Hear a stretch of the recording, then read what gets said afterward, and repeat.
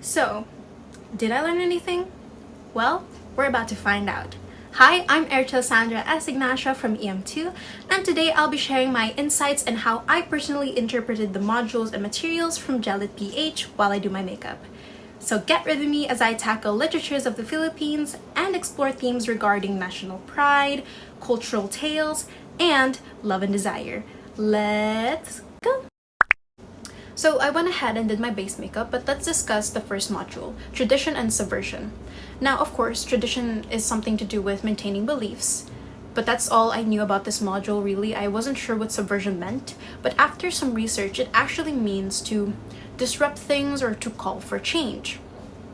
And the thing with subversion and tradition, right, you think that they're polar opposites to each other because the activity in this module is actually all about like discussing the then and the now, but I've also come to realize through the viewing of the materials listed in that module that you can use tradition in a subversive way, in a way to address contemporary issues. And with that, I wanted to talk about my first takeaway, and that is the tradition of telling folk tales and stories actually aid in our cultural awareness or the development of our cultural awareness as well as our moral identity. Because I wanted to mention specifically the tales of aswangs, because aswangs were used as a way to teach children of what to do and what not to do, because they were used as a tool to instill fear, to make sure that you weren't gonna do these things they told you not to do. And it's interesting because back then, that's actually how they also utilized the stories of aswangs. So there's these two spirits, Gagurang and Aswang, who presided over the good and the evil. And the tribespeople, pre-colonial Philippine times, would use the stories of aswangs to ward people off from leaving the tribe, to make sure that they stay like the same amount that they are, to make sure that their power doesn't dwindle. And they actually use these aswangs to make sure that people would obey them. And I find that interesting because they used these folktales just like how we use these folktales and how we teach them to children, how they end up shaping how we behave in society. Of course, we don't behave the way we do because we're scared of aswangs, but these tales kind of develop early on our understanding of good and bad and how we should be in society. As for my second takeaway, I wanted to talk about what I mentioned before, how you can use tradition through subversion as a call for change. And the two materials that I wanted to highlight here was Ella Archangel, Oyayin and Dalim, and Hospicio. Both of these films actually highlight the fact that, or highlight the stigma around drug use. So for Ella Archangel specifically, they dabble on the fact that there is something scarier than the supernatural, and that is something that is out of our control. At least in that story, Ella was able to vanquish the evil, but there's something that is far more evil than what she encounters on the daily, and that was Duterte, as it was hinted at the end, how war on drugs was way scarier and losing your life was way scarier than the supernatural that surrounded them. And as for Hospicio, they tackle on the stigma of drug use by discrediting the main character and using her history of using drugs by telling her she's going crazy and having hallucinations, when in fact it was the actual place that was haunted and supernatural. And I think that's really interesting that we're able to use things that we're familiar with from childhood or we're familiar with in fantasy in a more modern setting, because we're used to these stories taking place in the woods, in the forest, somewhere secluded, or maybe somewhere or sometime far away or periodical. And so it's really interesting that we're able to use these old stories and incorporate them into something new that is really unique on their own, but still very familiar to us. Like, we know what those creatures are, and yet they use it as a societal commentary on what's actually scary or what's supposed to actually be scary for us. Now, talking about the flexibility of using tradition and also the importance of telling, or the importance of tradition of telling stories, I wanted to talk about the importance of keeping these stories alive, because one thing that we are failing to realize is that these stories are dying because the tradition of telling them has slowly kind of faded per generation because of the digital time, and how a lot of people actually don't talk about these stories anymore. And the Cuentong Encanto actually presents this in a really fun and humorous way, in the way that these monsters feel irrelevant and how they feel like they're not important anymore because kids don't respect them, or kids are not scared of them anymore, and how people are just forgetting them in general.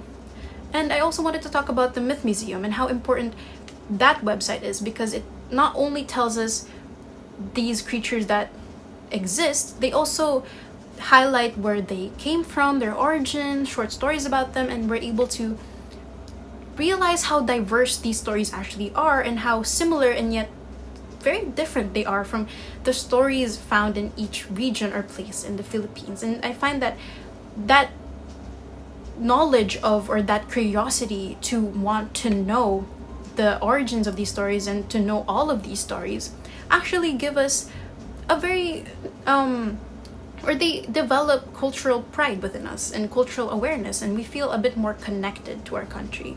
Tackling a very similar topic in a way is the second module, which is the nation and beyond. So it's actually similar in terms of theme, because it also tackles something relating to the country, but like a little more focused on the country. And it's literally titled The Nation and Beyond. So I consider myself a very politically opinionated person, but I also find that I lack the foundations of actual knowledge of what's going on within the country, because I belong in a generation that usually disseminates news through memes and jokes. But at the same time, besides making light of the situation, my generation is also able to somehow be very vocally open about political opinion, and it causes this divide between people. And it's hard not to get swayed these days in terms of political opinion, because you just want to belong and you don't want to be incorrect. But that's something I really want to work on, and that's something I realized through this module. And so with that, my first take is the desire of change and desensitization to poverty and corruption. The material I want to reference here is Pagpag by BBC News, and here they highlight how people literally scavenge and recycle food waste just to survive, and how there's this person there that talks about how this is their life, and that for them this is the normal, like this is normal, this is what it's going to be as long as they're poor, and they've accepted that fact. And I think a lot of people fail to realize the fact that people don't eat pagpag by choice. It is something the system has put up for them. It is something that's been normalized and has been sort of like topic for a humorous discussion, where people are like, haha, you eat pagpag or something like that, as a joke or as an insult. And it's really messed up to think about, because these people didn't ask to be put in that situation. It's actually the system that put them there. And the reason I wanted to talk about desensitization is in reference to Nas Daily's videos, where he mentions how Philippines is actually cheap, but it's cheap only for foreigners, not actually the people, and how the island tour is like super duper cheap for them, but it's so expensive for the people living there. And somehow we've accepted the fact that Philippines is, yes, it's more fun in the Philippines, but only if you're a foreigner or if you're rich. And a lot of people don't realize that. And we take so much pride in our country, and yet we've become so desensitized to the fact that we've accepted Philippines to be a poor and corrupt country. My last take, as I mentioned, I was going to mention Kingmaker. It's because it has something to do with the fact that we need to realize the power of money and how extreme wealth and morality cannot coexist within the government. It really can't. And history is enough to tell us this fact, right? Because according to Kingmaker, that talks about Marcos's reign and how the Marcoses were able to steal this amount of money, and how they used their power to basically cage these people into what they want for them. And in their heads, they did the right thing. In their heads, they really thought that they were doing the country good. But they were blinded by the power and the money and the wealth that came with it. And honestly, I think it's really unfortunate, to connect my first take it's really unfortunate how we've kind of accepted the fact that politicians in this country will always be corrupt and they will always take money from us, and we've just accepted that and we're not angry enough about that. So, and also referencing recent events, the flood control issue, how finally it came to light just how much money people in the government are able to take from us, and they gambled millions away just for fun, for entertainment.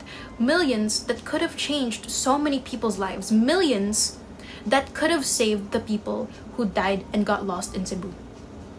And that's something to think about. So, talking about Module 3, right?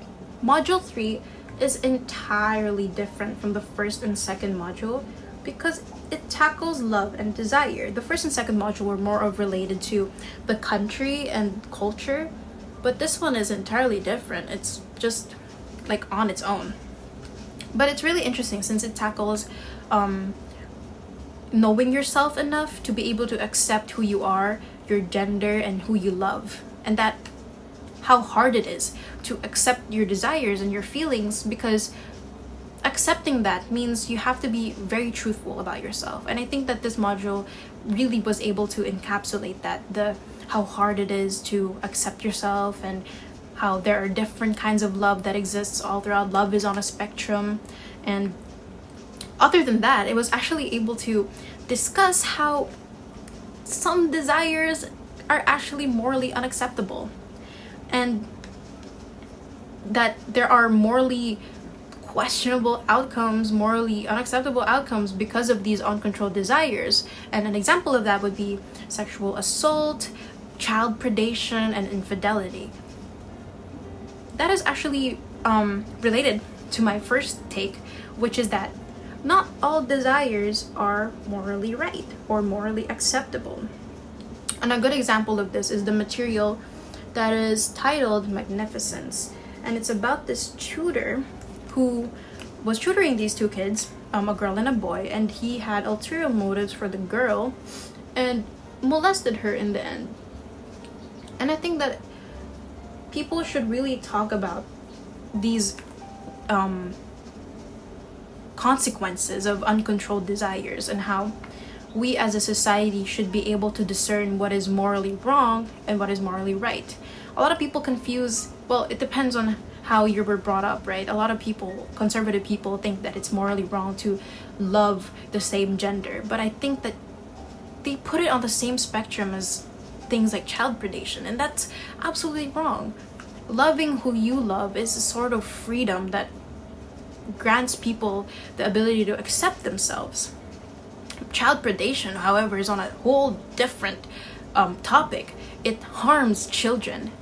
Loving the same gender doesn't harm other people, but child predation does. So I think that's something that we should be able to really be able to discern on our own based on our morals. As for my second take, I wanted to talk about how education is a powerful tool of the privileged. Why did I talk about the privileged specifically? Because one thing you have to realize is that not everybody in this country has access to education. And it's really a really huge privilege to be able to educate yourself. And to be apolitical and to choose not to educate yourself is an insult to the people who are affected by this system and want things to change but can't do anything about it. And so we people who are privileged need to realize the power we have in our hands to change the system for these people, to improve their lives. And I wanted to quote Benigno Aquino's what he said during Marcos's reign. And this is actually from Kingmaker, which I will also reference in my third take. But he said, I'm sorry, I have to read from the script. "I will never be able to forgive myself if I will have to live with the knowledge that I could have done something and I did not do anything." And I think that should apply for every privileged person who has the ability to change the system in this country. On a separate note, talking about liking the same gender, my second take is that gender expression and who you love is something that belongs only to you.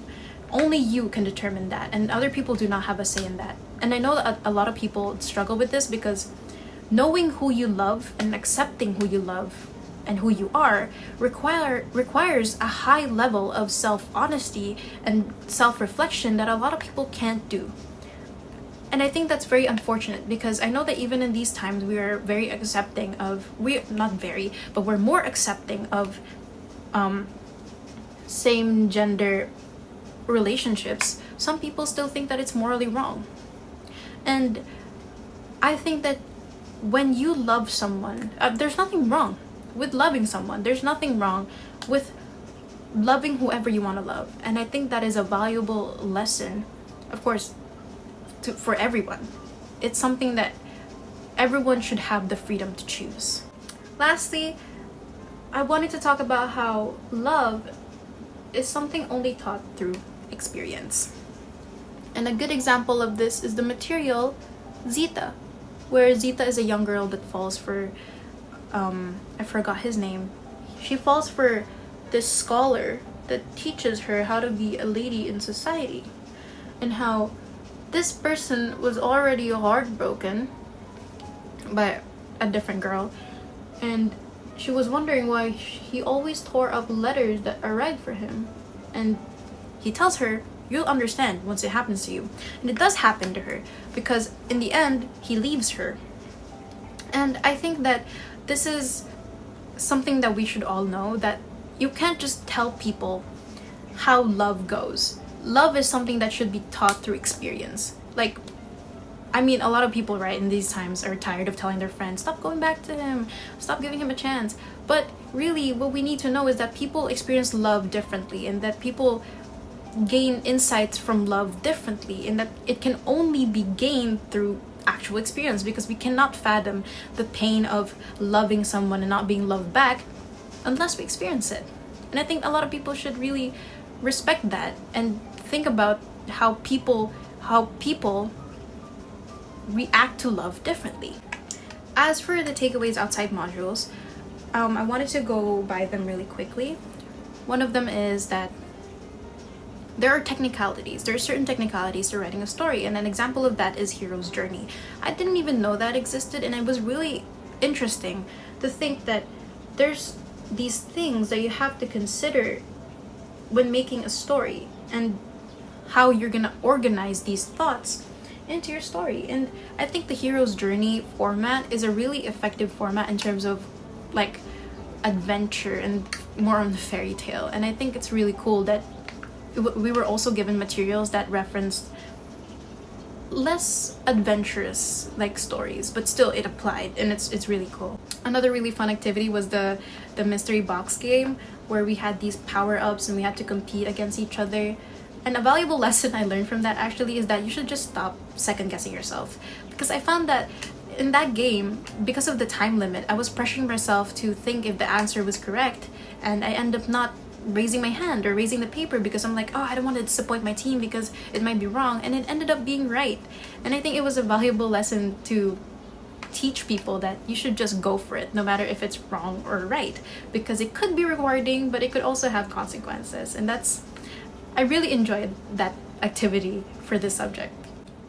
As for the last takeaway, it's actually the fact that authors and writers have the same power in terms of writing the story.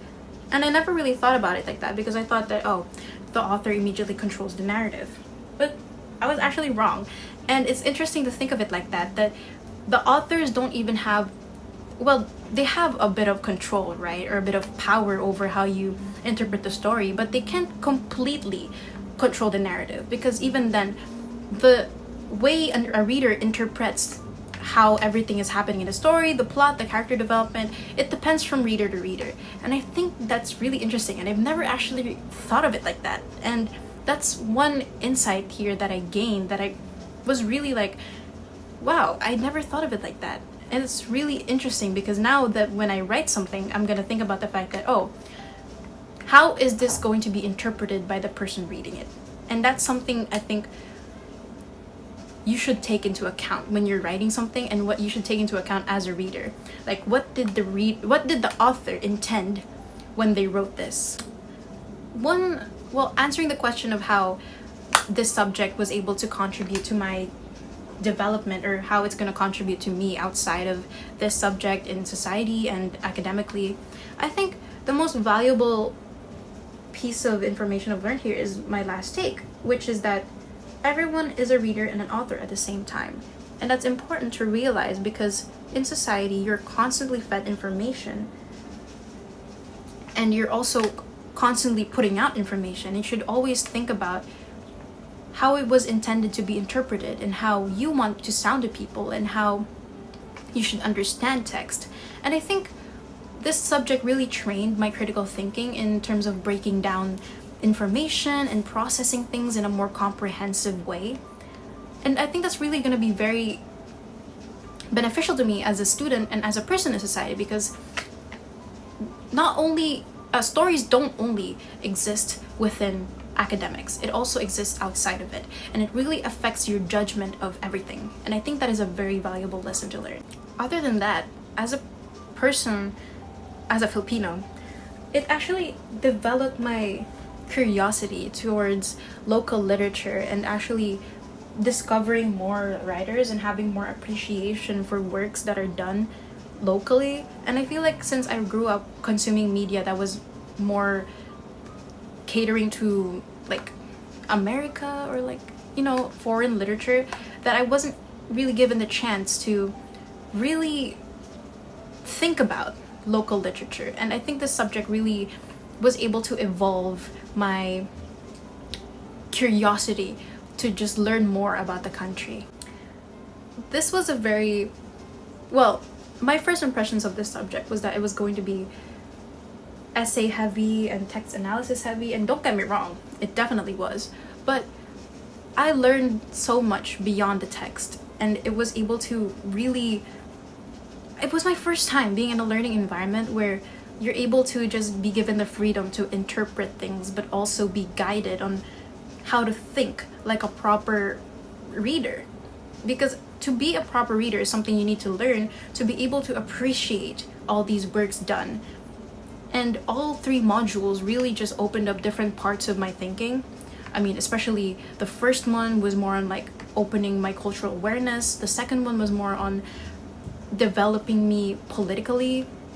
And the last one was really different, but it really opens your eyes to things and the things happening around the world. And you think that only applies to foreign literature, but I found that it's really interesting to look at local works and how even they contribute to how you view society. It was way more enjoyable than I thought it would be. And I definitely would be using my newfound skills and knowledge into this and my newfound curiosity and developing it a little more moving forward. And I definitely will be taking more interest in local works and being more critical in the way I interpret text, which is something that I find I lack because I'm a very passive reader. I just read things as they are, but I don't try to interpret what they could have meant or what the author could have meant. And I think that's a very valuable skill that I've learned from this subject. And that's it. Our makeup look is done, as well as the vlog. Thank you so much and see you again. Bye!